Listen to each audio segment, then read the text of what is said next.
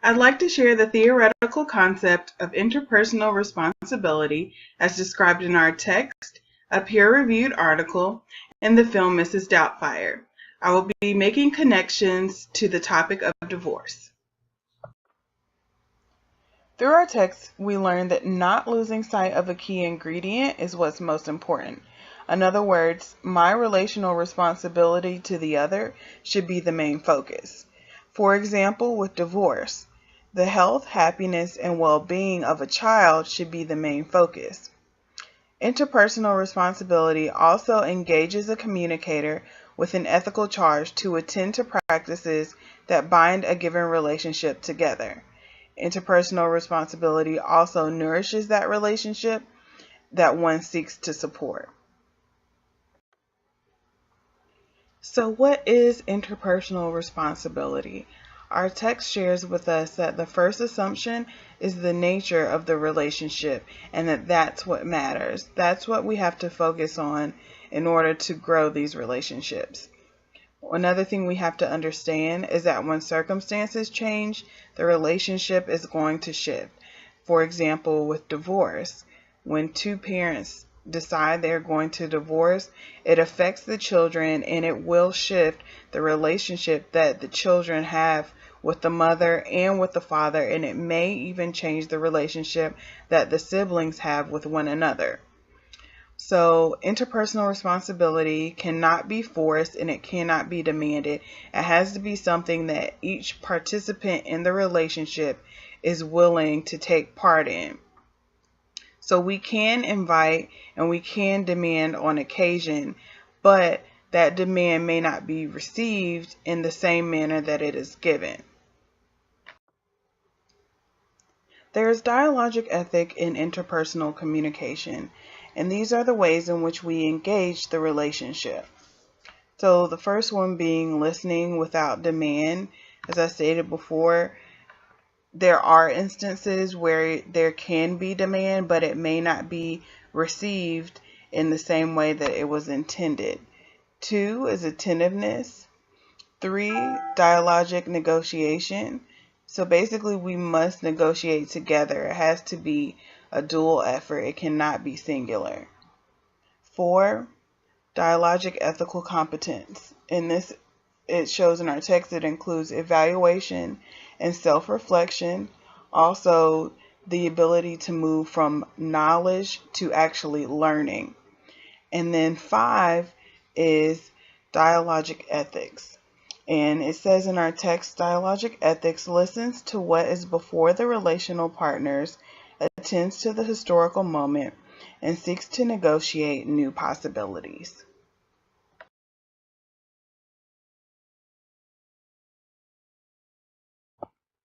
So the reason that I chose the film Mrs. Doubtfire is because I feel that it's a great example of interpersonal responsibility in regards to the topic of divorce. Basically, you see a father who feels like he does not have the opportunity to continue a relationship with his children, so he goes out of his way to find an option that will allow him to see his kids more often. He's really working to foster those relationships, even though it's within a hidden identity. And the mother doesn't even realize that it's him, but she is also a part of that relationship as well. And she is unknowingly allowing those relationships to continue to form.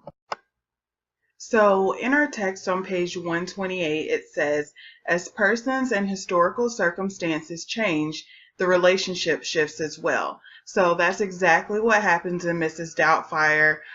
The parents decide that they want to get a divorce. Mother gets custody of the children, and the father feels like he doesn't get enough time with the children. So he creates this identity that is Mrs. Doubtfire and just reshapes his relationship with his children. He's still able to form those relationships, but it's through a different impression. So I feel like this film really targets interpersonal responsibility because it shows that even though the circumstances change, if those relationships are important to you, you will do what you have to do to make them work.